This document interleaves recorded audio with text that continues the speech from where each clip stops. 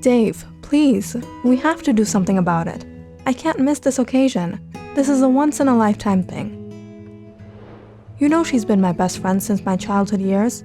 I don't want to miss her wedding. Jane, I don't know what to say. This is just not in our hand anymore. The airlines canceled the flight. I guess we're just gonna make it there 2 days late. Tomorrow morning was Jane's best friend Selena's wedding. It was being held in Atlanta, Georgia, and Selena had requested Jane to be there. Jane was eager to go. She prepared her whole family. She bought gifts for the bride and the groom and even their families. Unfortunately, the flight they had booked had been cancelled by the airline and postponed. It seemed that she had to miss the occasion after all. Jane sighed as she went to sit out in the patio. She took out her phone and looked at Selena's number. What would she tell her? Selena had been there at her wedding. She had even been there at the birth of both of Jane's children. And Jane wouldn't even be there on her big day? Suddenly, Jane's husband, Dave, came out to the patio. He took away the phone. I know this means a lot to you. It's okay, Dave. There's nothing we can do. No, there is something we can still do. What? Pack the van. This is going to be one long road trip. Really, Dave? Are you serious? It will take the whole night. Yeah, the things I do for you. Now come on, show me that smile. I love you so much. The trip from Kansas to Georgia would take at least 15 hours. They would reach the hotel around 1 a.m. in the middle of the night without any breaks. And if they were to consider breaks, since they had 2 kids, at least they would make it there before the wedding. Jane packed the minivan with snacks and water and their luggage. At around 10, Jane and Dave checked all the locks while Dan and Josh, their sons, got onto the van. Minutes later, they heard Josh yelling. Dave ran to the driveway, seeing the van rolling out. Dan, I told you you have to wait till you get your driver's license. But Dad, I was doing great. We can practically take turns getting there. Huh, wait till Dad sees the fence you replaced last week. What did you say? Dad spent all his allowance on... You want a knuckle sandwich, Josh? Dan and Josh were 3 years apart. Dan was 12 and Josh was 9. And both were 2 crazy, psychotic, wild, troublemaking kids that Dave and Jane loved dearly.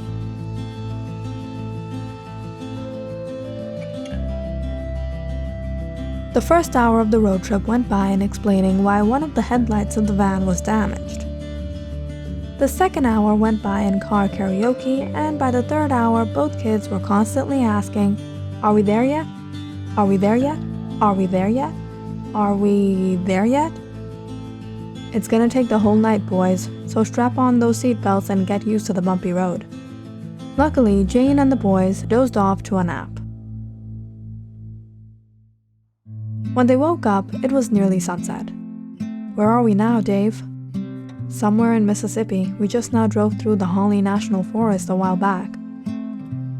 Jane offered to drive the rest of the way. It had gotten quite dark. All they could really see was as far as the car headlights allowed them. About 10 minutes into driving again, the family heard a loud noise in the back of their car. The car started shaking and tilting side to side before Jane harshly stepped on the brake, screeching to a stop. What was that? You boys stay put. Your mom and I will go see what happened. When Jane and Dave got off the car, they found out not just 1, but 3 of their tires were punctured flat. The one spare tire they had in their trunk was practically of no use now.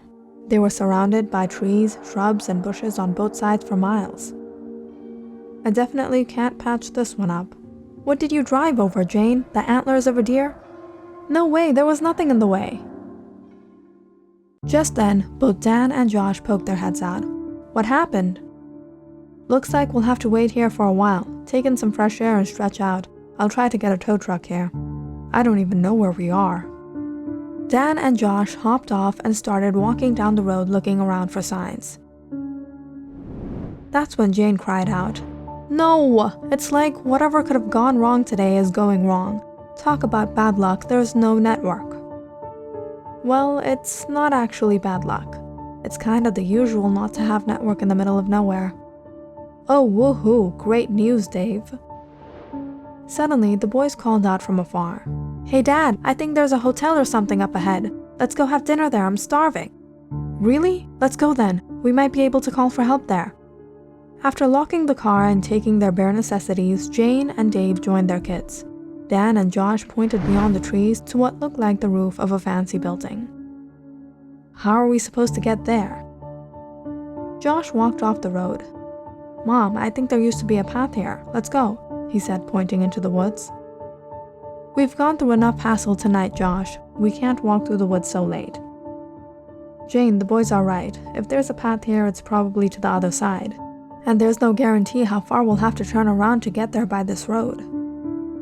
Even so, it's too dark and dangerous. At once, Dave and the boys pulled out their flashlights from their pockets. That's my boys. What are you, from the 1900s, Jane? I told you to carry a flashlight and a pocket knife with you all the time. Jane shook her head and sighed. All right, let's go.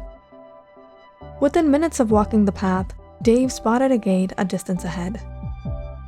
Race you to the gate, loser! Josh yelled out as he sprinted down. Except the thing is, I don't race losers, loser. A walk further and the family reached Josh by the gate. Unfortunately, it was no hotel, but it was a grand house.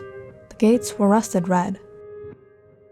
Dan and Josh entered the gate and hurried to the front door as Jane and Dave followed. It doesn't look like anyone even lives here. At least we'll have a place to lodge for the night, and tomorrow morning I'll walk out to see if there's anything nearby. They knocked on the door, but no one seemed to be answering it. Josh sighed as he was about to lean back on the door. Great, now what?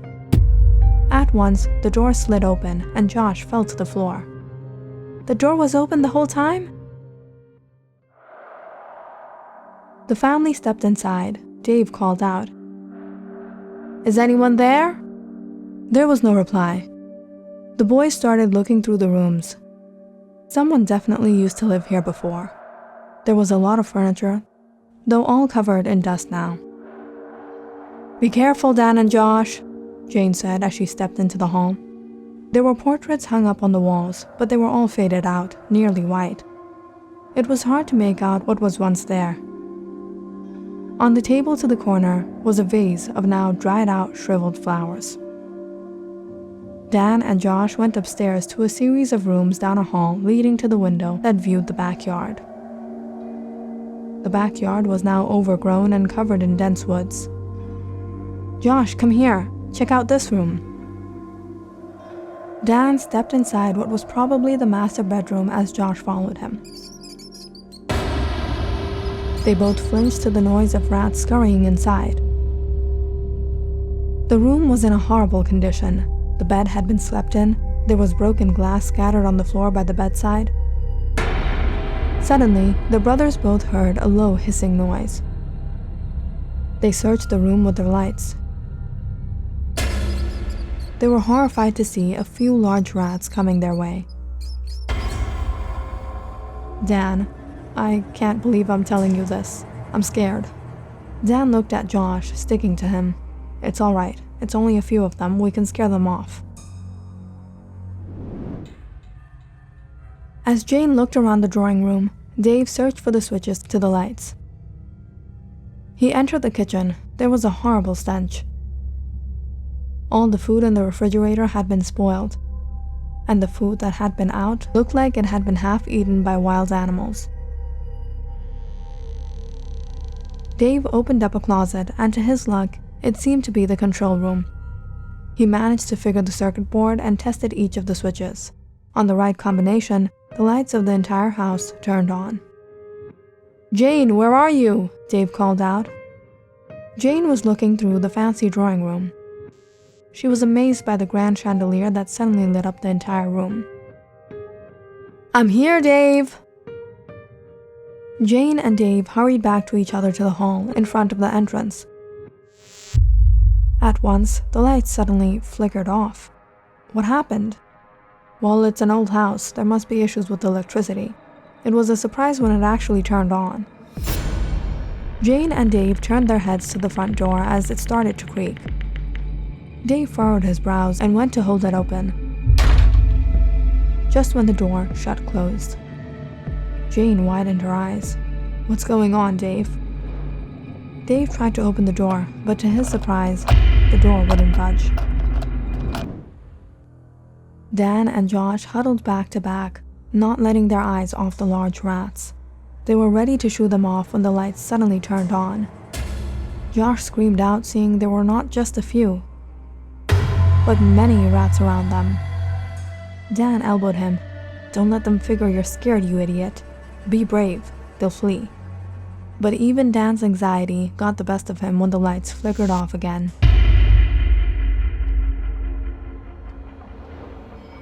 "Mom! Dad!" "Josh, let's make a run for it." But as soon as the brothers set one foot out, the door to the room shut. Josh kicked and pulled on it. "Mom! Dad!" But it wouldn't open. "I don't think they can hear us." Jane started to panic. It was dark. She could barely see anything. "Where are the kids?" "Dan? Josh?" "Dave, something doesn't feel right. There's something here." "Nonsense. I'll break this door open if I need to." Just then, the chandelier in the hall broke and let loose. Jane pushed Dave to the floor as the chandelier crashed into the front door, right where he was standing. "Dave, this can't be a coincidence. I'm getting a bad feeling about this place. We're trapped."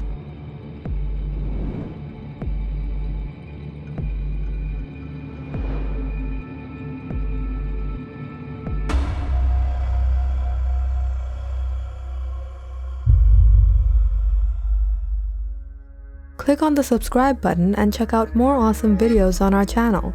And don't forget to press the bell icon because you know it's interesting.